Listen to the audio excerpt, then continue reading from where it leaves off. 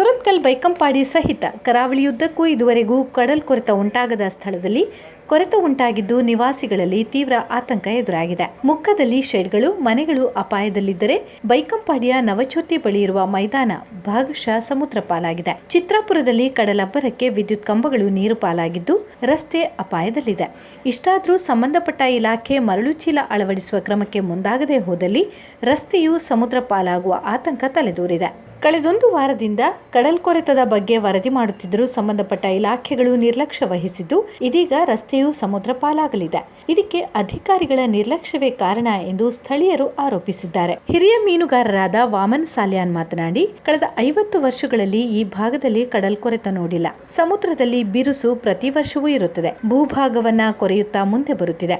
ಇದಕ್ಕೆ ಬೃಹತ್ ಕಲ್ಲು ಹಾಕಿ ಒಂದಷ್ಟು ಭೂಮಿ ಉಳಿಸುವ ಪ್ರಯತ್ನ ನಡೆಸಬಹುದು ಎಂದು ಅಭಿಪ್ರಾಯಪಟ್ಟಿದ್ದಾರೆ.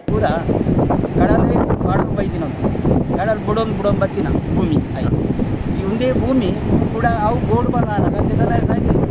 ಅದನ್ನು ಉಂಟವನು ಅಂಚಿನ ಶಕ್ತಿ ನಮ್ಮ ಉಂಟು ನಮ್ಮ ಕಲ್ಲುಬಾಡಿನ ಸಾಧ್ಯ.